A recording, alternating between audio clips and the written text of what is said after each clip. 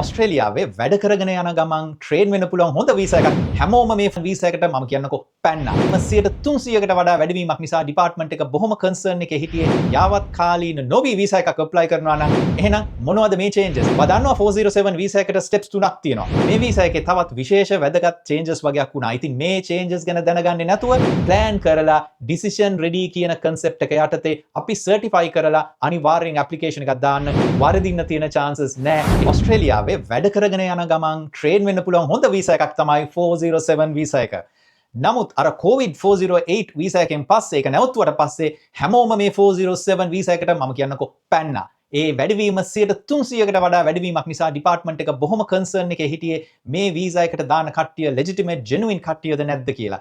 ඒක නිසා මේ වීසා එකේ රිෆියුසල්ස් හුඟක් ඉහළ ගිය බව අපිට ආරංචි ඒ වගේම අපිට දැනුවත් වුණා. මේ වීසා එකේ තවත් විශේෂ වැදගත් චේන්ජස් වගේක් වුණා. ඉතින් මේ චේන්ජස් ගැන දැනගන්නේ නැතුව යල්පැන ගිය රික්වයර්මන්ට්ස් බලලා යාවත් කාලීන නොවි වීසා එකක් ඇප්ලයි කරනවා නම් ආයිත් කරදරයට වැටෙන්න පුළුවන්. එහෙනම් මොනවද මේ චේන්ජස්? චේන්ජස් ගැන කතා කරන්න කලින් මෙන්න මේකත් හොඳට අහගෙන ඉන්න. අපේ වෙබ්සයිට් එකේ තියෙනවා ෆ්‍රී වීසා ඇසෙස්මන්ට් ෆෝම් එකක්. ඒ ෆෝම් එක පුරවලා අපිට සබ්මිට් කරොත් අපි ඔයාට ෆ්‍රී රිපෝට් එකක් යවනවා.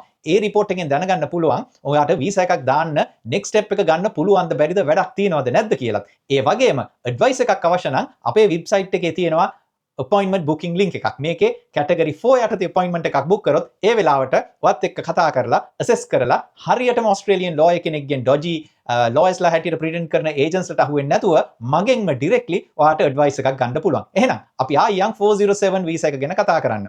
මොනවද මේ උනේ changes?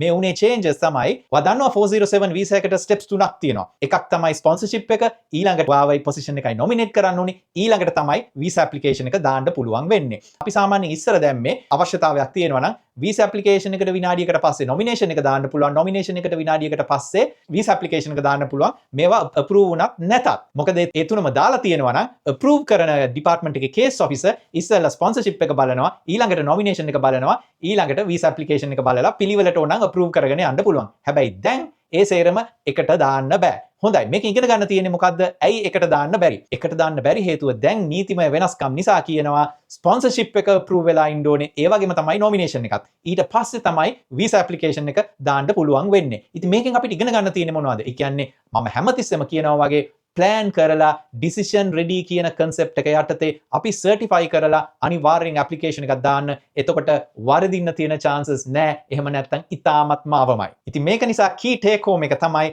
proper advice අරගෙන හරියට sponsorship එක approve කරගත්තට පස්සේ nomination එකනුත් පස්සේ visa application එක දාන්න කියන එක. එහෙනම් මේ වගේ වැදගත් tips සහ information ගන්න අපේ channels වලට ගිහිල්ලා subscribe කරලා like එකකුත් දාගෙන යන්න. ඊළඟ clip එකෙන් හම්බ වෙමු.